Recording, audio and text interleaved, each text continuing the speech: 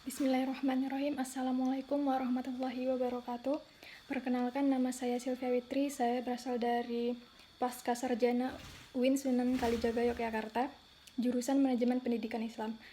Saya membuat video ini berguna untuk memenuhi tugas filsafat pendidikan Islam yang diampu oleh dosen saya yang bernama Profesor Dr. Haji Maragustam Siregar, MA.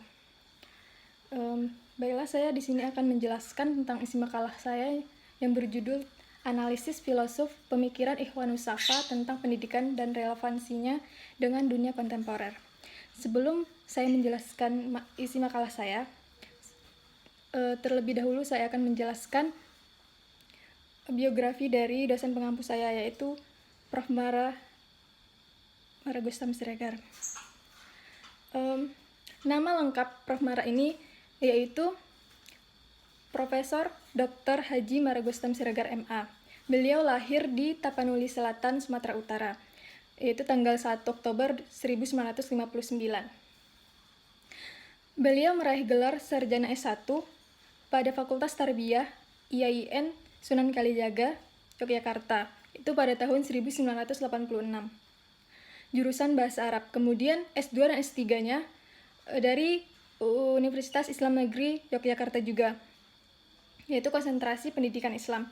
Sekarang beliau sebagai guru besar di UIN Sunan Kalijaga Yogyakarta dalam bidang ilmu filsafat pendidikan Islam. Tahun 2000 sampai 2004 beliau dipercaya sebagai pembantu dekan bidang kemahasiswaan UIN Sunan Kalijaga. Semenjak tahun 2005 sampai 2011 menjabat sebagai pembantu rektor bidang kemahasiswaan UIN Sunan Kalijaga Yogyakarta. Mulai tahun 2011 sampai 2015 menjabat sebagai ketua program studi pendidikan Islam Pasca Sarjana UIN Sunan Kalijaga Yogyakarta. Kemudian tahun 2016 sampai 2017 menjabat sebagai sekretaris Kopertais Wilayah 3 Daerah Istimewa Yogyakarta. Kemudian tahun 2017 menjabat sebagai Ketua Prodi Program Doktor Pendidikan Agama Islam Fakultas Tarbiyah UIN Sunan Kalijaga. Sampai dengan sekarang. Di samping sebagai dosen tetap Fakultas Tarbiyah UIN Sunan Kalijaga Yogyakarta, juga sebagai dosen pasca sarjana S2 dan S3. Dosen pasca sarjana UIN Raden Intan Lampung S2 dan S3. Kemudian dosen pasca sarjana Universitas Nahdlatul Ulama S2 dan S3, kemudian dosen pasca sarjana Universitas Nahdlatul Ulama Surakarta, S2 dan S3 pula. Selanjutnya dosen pasca sarjana S3 Unwahas Semarang, dosen pasca sarjana UII Yogyakarta. Dan dosen pasca sarjana program Doktor S3 IAIN Purwokerto, Jawa Tengah. Beliau memiliki karya-karya yang telah dipublikasikan, diantaranya Pemilihan Umum Mahasiswa tahun 2009 UIN Sunan Kalijaga, Yogyakarta, Bidang Kemahasiswaan UIN Sunan Kalijaga 2009, Panduan Beasiswa dan Dharma Siswa, Yogyakarta. Dan masih banyak lagi karya-karya yang telah beliau publikasikan. Baiklah, selanjutnya saya akan menjelaskan tentang isi makalah saya yang berjudul Analisis Filosof Pemikiran Ikhwanus Shafa tentang Pendidikan dan Relevansinya dengan Dunia Kontemporer. Terlebih dahulu, marilah kita tahu bahwa pengertian Ikhwanus Shafa sendiri merupakan perkumpulan para mujahidin dalam bidang filsafat yang banyak memfokuskan perhatiannya pada bidang dakwah dan pendidikan. Jadi, Ikhwanus Shafa ini merupakan perkumpulan orang-orang yang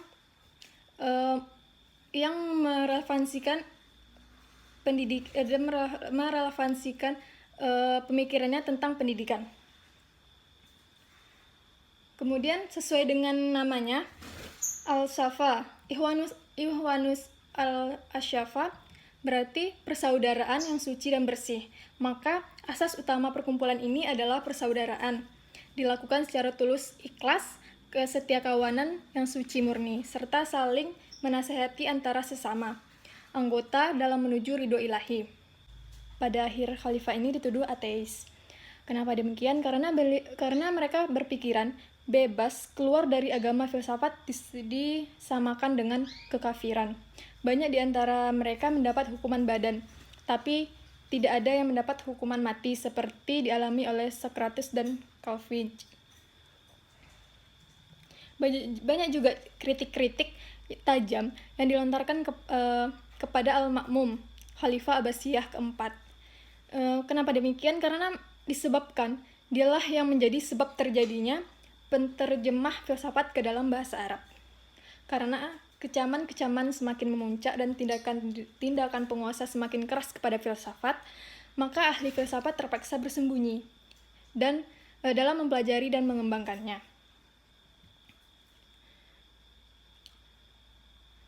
Kemudian, mereka menyusun organisasi-organisasi rahasia untuk tujuan studi filsafat. Dan yang termasyhur di antara mereka ialah organisasi Ikhwanus Safa atau sekawan pemikiran-pemikiran kejernihan yang berdiri di Baghdad pada pertengahan abad keempat Hijriah. Di antara anggotanya yang dapat diketahui, nama-nama mereka adalah sebanyak 5 orang. Yang pertama itu Abu Sulaiman Muhammad ibnu Masyar al-Basti, dikenal dengan nama Al-Maqdisi. Kemudian yang kedua, Abu al-Hasan Ali ibnu Harun At-Zarjani. Kemudian yang ketiga, Abu Ahmad al-Mahrajani. Yang keempat ada Al-Kufi, dan yang kelima ada Zaid ibnu Rifa'ah atau Bushairi Majidi. Ikhwanus Safa menyusun falsafah mereka ke dalam 52 risalah. Mereka memberi nama risalah sirah mereka itu dengan nama mereka, yaitu Rasail Ikhwanus Safa. Himpunan risalah ini menggambarkan filsafat Islam yang masyhur pada zaman itu. Ditilik dari segi isi, Rasail tersebut dapat diklasifikasikan kepada 4 bidang yang berjumlah 52 rasail, yang di dalamnya yaitu 14 risalah tentang matematika yang mencakup geometri, astronomi, musik, geografi, teori dan praktek seni, moral dan logika.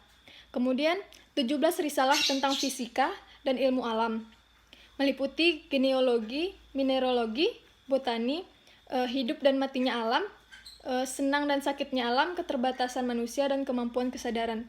Kemudian 10 risalah tentang jiwa, meliputi metafisika, mazhab, Pitagoreanisme, dan kebangkitan alam. Dan terakhir itu 11 risalah tentang ilmu-ilmu ketuhanan, mencakup kepercayaan, keyakinan, hubungan alam dengan Tuhan, keyakinan Ikhwanul Asyafa, kenabian dan keadaannya, tindakan rohani, bentuk konstitusi politik, kekuasaan Tuhan, magic, dan jimat. Kemudian pemikiran Ikhwanus Safa tentang pendidikan. Menurut Ikhwanus Safa ini, aktivitas pendidikan dimulai sejak sebelum kelahiran. Kenapa demikian? Karena kondisi diri bayi dan perkembangannya sudah dipengaruhi oleh keadaan kehamilan dan kesehatan sang ibu yang hamil. Dengan demikian, perhatian pendidikan harus sudah diberikan sejak masa janin dalam rahim.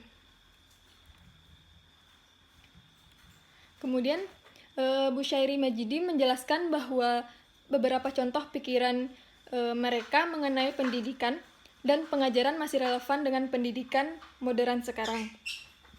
Di antaranya ialah tujuan, kurikulum, dan metode pendidikan.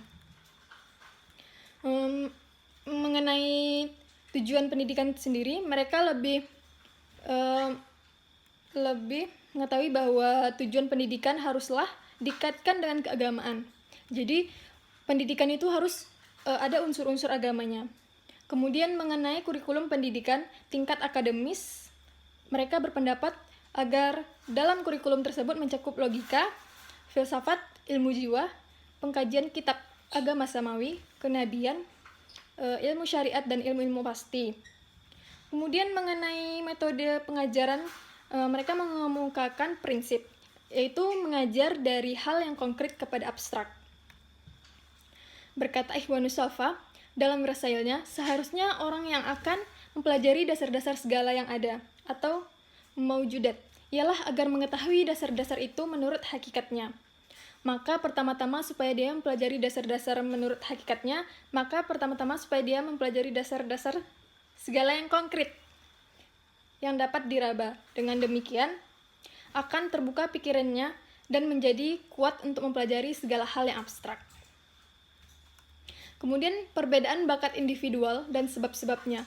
Ikhwanus Shafa ini berpendapat bahwa anak-anak didik dapat menerima suatu kepandaian bila sesuai dengan pembawaan. Jadi Ikhwanus Shafa ini berpendapat bahwa anak-anak didik itu dapat menerima suatu kepandaian bila sesuai dengan pembawaan mereka masing-masing. Jadi pembawaan anak-anak didik ini sudah dibawa dari lahirnya. Kemudian aspek-aspek yang menyebabkan perbedaan budi pekerti akhlak dan tabiat manusia menurut mereka ada 4. Menurut Ikhwanus Shafa ini aspek-aspek penyebab perbedaan budi pekerti itu ada 4. Yang pertama itu ada aspek campuran cairan yang terdapat dalam tubuh dan perimbangan campuran antara zat cairan tersebut. 4 cairan itu yaitu ada darah, lendir, empedu kuning, dan empedu hitam. Kemudian yang kedua ada aspek lingkungan alam geografis dan iklim. Kemudian yang ketiga itu ada aspek lingkungan pendidikan atau lingkungan sosial, agama yang dianut leluhur, kemudian guru-guru dan seluruh orang yang mendidik. Kemudian yang keempat itu ada aspek ketentuan hukum astrologi terhadap waktu kelahiran. Sifat-sifat seorang pengabdi ilmu Ikhwanus Shafa ini melihat kewajiban seseorang yang belajar ialah merendahkan diri atau tawadu kepada siapa dia belajar, hormat atau ta'zim kepadanya dan mengetahui haknya. Kepada guru dinasihatkan agar lebih lembut kepada murid-murid, sayang mereka, tidak kecewa melihat murid yang lambat memahami pelajaran atau menghafal pelajaran, tidak rakus dan minta imbalan. Kemudian ulama-ulama sebagai pecinta ilmu atau sarjana di samping banyak kelebihan ilmu, kadang-kadang memiliki juga penyakit dan kelemahan-kelemahan yang perlu dijauhkan. Di antaranya ialah al-kibru atau kesombongan, al-ujub atau kekaguman pada diri, al-iftiqar, kebanggaan terhadap yang ada pada diri. Kemudian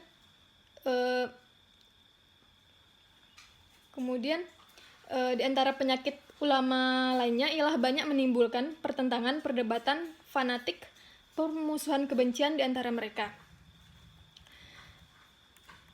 Paham mereka tentang proses belajar. Semua ma'rifah atau pengetahuan merupakan perolehan atau maktasabah, bukan bawaan atau fitriyah.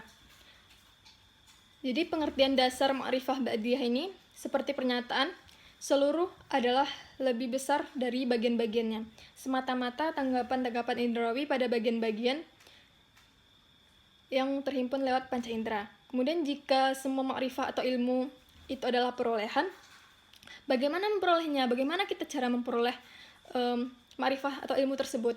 Yaitu caranya menurut Ikhwanus Shafa itu adalah yang pertama itu pembiasaan, kedua itu mencontoh atau menirukan dan berguru juga. Jadi bagaimana kita cara mendapatkan ilmu itu dengan 3 cara tadi. Yang pertama itu pembiasaan, yang kedua mencontoh atau menirukan, dan yang ketiga itu kita berguru. Kemudian berguru dan menuntut ilmu sangat penting dalam pandangan pendidik Islam. Karena menurut Ikhwanus Shafa, pengetahuan mempunyai syarat-syarat. Syarat-syarat itu dapat diketahui dalam batas kesanggupan seseorang. Kemudian ada etika peserta didik. Menurut Ikhwanus Shafa itu atau penuntut ilmu, etika tersebut yang pertama ada 1. Agar orang yang ingin berkecimpung dalam ilmu pengetahuan pada tahap permulaan hendaklah menghindarkan diri untuk mendengarkan perbedaan-perbedaan pendapat atau masalah-masalah khilafah dalam ilmu pengetahuan. Yang kedua, agar pelajar tidak meninggalkan suatu ilmu sampai dia memahami betul maksud dan tujuan ilmu tersebut. Yang ketiga, agar pelajar dalam mempelajari suatu ilmu memperhatikan urutan dan hendaknya dia memulai diri yang terpokok. Kemudian yang keempat, yaitu janganlah pelajar memasuki fak dari suatu ilmu sebelum menyempurnakan fak yang dibacanya sebelumnya. Yang kelima itu agar cita-cita pelajar di dalam dunia ini memperindah jiwanya dengan keutamaan-keutamaan, dan di akhirat mendekatkan diri kepada Allah SWT. Yang terakhir yaitu agar dia mengetahui kaitan ilmu dengan tujuan, supaya dia mendahulukan yang dekat atas yang jauh, yang penting atas yang tidak penting. Kemudian ciri-ciri dunia global dan modern. Menurut Daniel Bell, sebagaimana dikutip oleh Mukhtar Bukhari, bahwa di era global saat ini, masyarakat dihadapkan kepada 5 kecenderungan yang membawa dampak bagi kehidupan yang amat luas. Kelima kecenderungan tersebut sebagai berikut. Yang pertama itu kecenderungan untuk berintegrasi dalam kehidupan ekonomi. Yang pertama itu kecenderungan berintegrasi dalam kehidupan ekonomi. Yang kedua itu kecenderungan untuk memperpecah belah atau fragmentasi dalam kehidupan politik. Yang ketiga itu cenderung interdependensi atau saling ketergantungan antara satu negara dengan negara lain. Yang kelima itu kecenderungan semakin meningkat kemajuan dalam bidang ilmu pengetahuan dan teknologi, yang selanjutnya mengubah secara radikal situasi pasar kerja. Kemudian yang terakhir itu kecenderungan semakin tergesernya kebudayaan dan tradisi masa lalu oleh kebudayaan dan tradisi baru, yang selanjutnya menimbulkan apa yang kita sebut dengan new colonization in culture atau penjajahan baru dalam bidang kebudayaan. Kemudian poin yang terakhir itu relevansi atau implikasi pemikiran pendidikan di era modern. Menurut Saifuddin, ciri-ciri utama kegagalan proses pendidikan ialah manusia produk pendidikan itu lebih cenderung mencari kerja daripada menciptakan lapangan kerja sendiri. Jadi menurut Saifuddin ini, kegagalan proses pendidikan itu dengan manusia produk pendidikan itu lebih cenderung mencari kerja daripada menciptakan lapangan kerja sendiri. Kondisi demikian terlihat dewasa ini sehingga lahir berbagai budaya yang tidak sehat bagi masyarakat luas. Hanya karena ingin mendapat kerja yang layak, secara kondisional orang terpaksa menyuap. Sebaliknya, orang yang tidak dapat bekerja sesuai dengan pendidikannya juga melakukan tindak budaya yang lebih tidak sehat lagi, misalnya mencuri dan tindakan negatif lainnya. Oleh karena itu, segala bentuk ilmu yang dipelajari hendaknya berorientasi kepada keridhaan Allah Subhanahu wa taala, sehingga melahirkan generasi yang cerdas secara intelektual serta memiliki kesalehan secara spiritual dan diimplementasikan dalam akhlak yang mulia. Ada beberapa implikasi pemikiran Ikhwanus Syafa ini di era global, di antaranya sebagai konsekuen formulasi realisasi komplementer dari konsepsi Ikhwanus Syafa tentang manusia, pengetahuan, ilmu atau program kurikuler dan belajar. Mereka membangun teori pendidikan yang komprehensif, sempurna dan gradual. Adanya kecenderungan merumuskan dasar-dasar fisiologis dan pengetahuan, pengokohan urgensi indera bagi eksistensinya terapan manusia bagi dunia luar. Membentukkan persepsi-persepsi dan vitalitas kesehatan fisik jasmaniah dan kehidupan manusia, baik individual maupun kolektif. Kemudian keberhasilan pendidikan juga tidak lepas dari sifat-sifat yang harus dimiliki oleh seorang pengabdi ilmu, baik dari peserta didik maupun pengajar. Konsep pemikiran Ikhwanus Syafa di atas dapat kita temukan di dan dapat berimplikasi pada lembaga-lembaga pendidikan, terutama di pondok pesantren yang di dalam proses pembelajarannya bukan hanya sebatas transfer keilmuan saja, tetapi juga ditanamkan akhlak dan sifat-sifat terpuji yang harus dipraktikkan dalam kehidupan sehari-hari. Karena dalam proses belajar sama pengetahuan merupakan perolehan atau muktasabah, bukan bawaan atau fitriyah. Jadi proses belajar itu merupakan perolehan, bukan dari bawaan. Sehingga perlu adanya proses pembiasaan dari suatu tauladan, dari suri tauladan yang biasanya diperoleh dari akhlak dan sifat dari kiai atau pengajar di pesantren. Dalam proses pendidikan, Metode pembelajaran Ikhwanus Shafa ini sangat baik untuk diterapkan oleh para guru, para pendidik, para pengajar dalam mencapai tujuan pendidikan yang diharapkan. Kalau kita lihat sejarah, nampaknya keberhasilan Rasulullah itu dalam mendidik para sahabatnya rupanya tidak lepas dari keteladanan Rasulullah itu sendiri. Jadi kita dapat bercermin kepada Rasulullah untuk menerapkan keberhasilan Rasulullah ini dalam mendidik para sahabatnya. Jadi kita bisa menerapkan kepada dunia pembelajaran saat ini. Mungkin sekian dari saya, kurang dan lebihnya saya mohon maaf. Wabillahi taufiq wal hidayah. Assalamualaikum warahmatullahi wabarakatuh.